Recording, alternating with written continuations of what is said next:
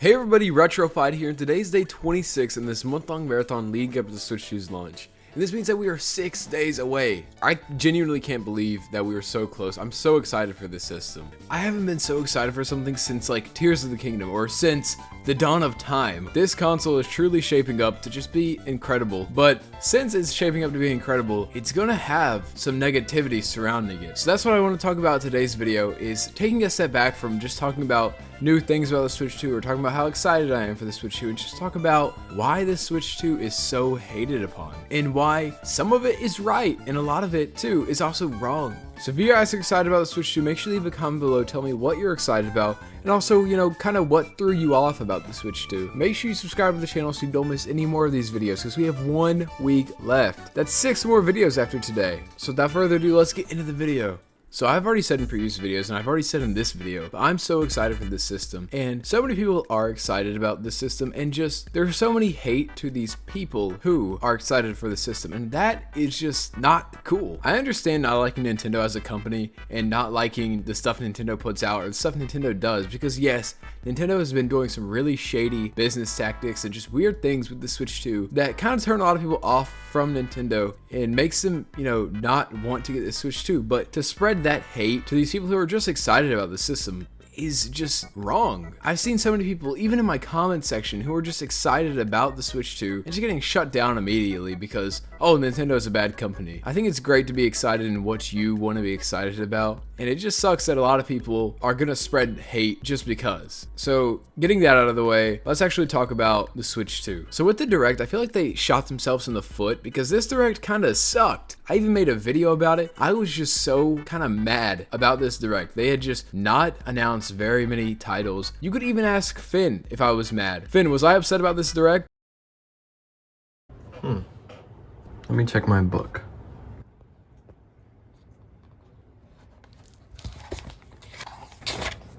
Oh, there it is.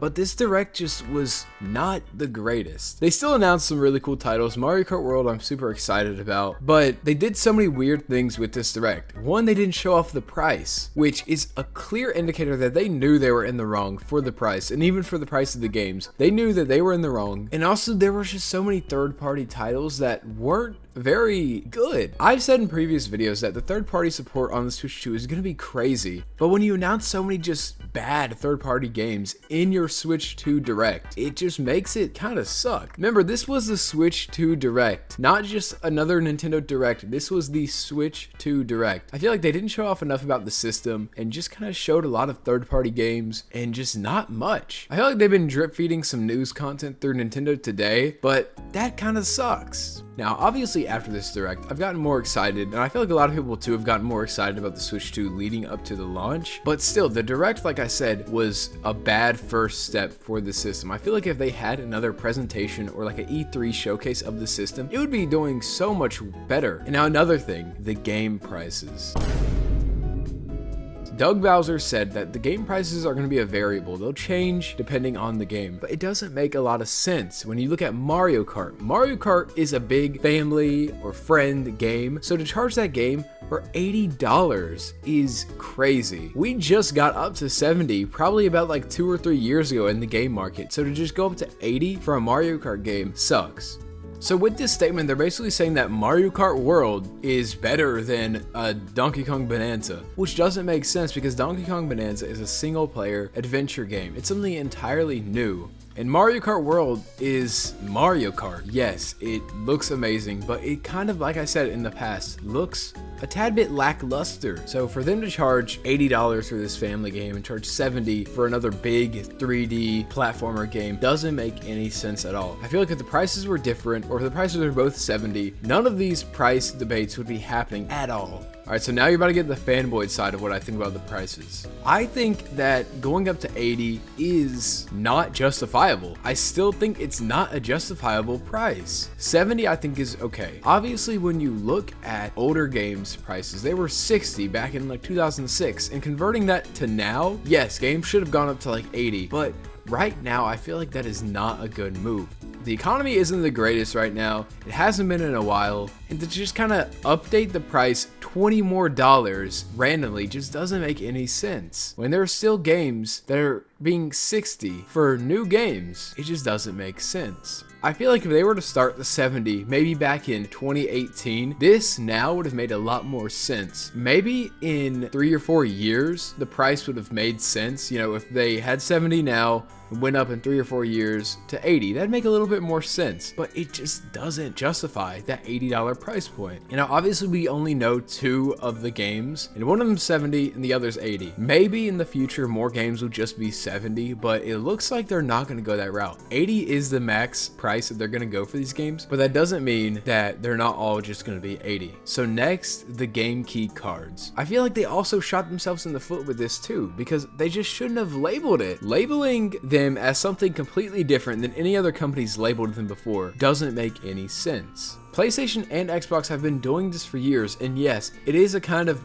bad move by them too, but they didn't advertise it big on the boxes saying, this doesn't have the game on it, it's just a line of code that says you can play it. But Nintendo is doing that. I feel like a little note on the back of the box would have made so much more sense, but we don't live in that reality where they did that. And obviously, people are gonna see this and just get mad about it, because they were already mad about the Switch 2, now they're gonna get mad because they're saying, you don't own your games. Oh, you don't own your games because it's a game key card, it's not really there. It's linked to your account. It's gonna be gone when the servers are gone. No, it's not. It's not linked to your account. It's not gonna go away when the servers are gone. It doesn't connect to any servers saying that, hey, you can play this game for this amount of time. It's just like putting a disc in your PlayStation and playing the game. It downloads the game and lets you play it. You can still resell these games, and it's not like they're gonna be tied to your account forever and nobody else can play them. These are your games. You own this game. Saying that you don't own your games, you don't own the Switch 2, just doesn't make any sense. And that brings me to my next point, is people saying that you don't own your Switch 2 because Nintendo can brick your system because they want to. That is not what they said. So since there's been so much just hate and negativity about the Switch 2, more is going to start just because there was so much at the beginning. And because of this, people are going to look into every single little detail. And then Nintendo updated their UELA saying that, oh, if you mod our Switch 2, make any weird changes to it internally, then we're gonna break your system. Doesn't this sound familiar? Every other system does this. If you hack their system, if you hack the PlayStation or the Xbox, or any of the Nintendo systems, it's gonna get shut off. So saying that, oh well, if you mod your system, you don't own it, doesn't make any sense. If you buy a Switch 2, that's your Switch 2, you own it. As long as you don't mod it or do any piracy or anything illegal to your Switch 2, then you're fine. And obviously people are gonna find workarounds to this. It's not like they haven't in the past, but I feel like just because there's been so much hate about the Switch 2, everyone's reading into this and just thinking that it's such a bad thing. It's not. It's been with nearly every single system for decades. Oh my god. I get it. And that's another idea that I really want to reinforce, is that this has been happening forever. And just because you say, oh, well, it's been happening forever, that doesn't mean that it's good. That doesn't make any sense either. I understand that Nintendo is a company and people are going to want to pirate their games anyways. Obviously, piracy is going to happen. It's not like it's an unavoidable thing. But to kind of be encouraging piracy like that just doesn't make any sense. And now, my final point about the Switch 2 is relating to the Steam Deck. I've seen so many people talk about how the Steam Deck is better. You can say that, and to you it might be true, but to a lot of people it's not. I've seen so many people online saying the Steam Deck just sucks, and I've also seen people say the Switch sucks. Just because your Steam Deck that's been sitting underneath your bed for multiple months and you haven't touched it in forever is doing well doesn't mean that everyone else's is doing well. Devices break down over time, but you can say that about the Switch 1. My girlfriend's little brother's Switch honestly sucks. That thing is just constantly just bugging out or just not working. Not everyone's system is going to be the exact same. Some systems are going to bug out and get broken. So if you have a Steam Deck that's just been sitting there, you haven't been playing it at all, you know, it's basically new out of the box, is going to be better than the Switch 2, doesn't mean that everyone else's Steam Deck's going to be better than the Switch 2. And this brings me to another point. Oh, well, why can't I just get a PC? PCs are cheaper. You can buy a budget PC for $600 that can be better than the Switch 2. No, you can't. This isn't just Nintendo, but every single gaming system has this. People will say, oh, well, PC is better than the PS5. PC is better than the Xbox. PC is better than the Switch. Is your PC better than the Switch 2? Is your PC better than the PS5? I know for sure that your $450 PC isn't going to be better than the Switch 2, or your $500 PC isn't going to be better than the PS5.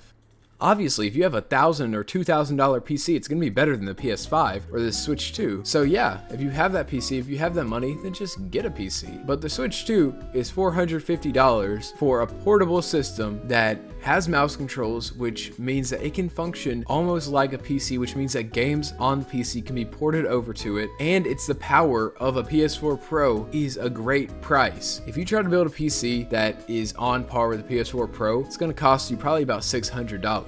So wrapping up, obviously there's been so many things that have kind of made me upset about the Switch 2, but there are so many things that make me excited about the Switch 2. And that's what I want to talk about in tomorrow's video, is just everything that we know that is just awesome and what you should be hyped about the Switch 2. Like I said at the beginning of the video, please don't spread hate to anyone who's just celebrating the launch or who's excited, because that's just not a cool thing to do. Obviously, you guys can hate on my video if you want to, but just don't spread hate to some people who are just excited. So make sure you subscribe to the channel so you don't miss any more of these videos, because this week I'm going to be pumping out the best videos possible for the launch of the Switch 2. So I will see you guys tomorrow.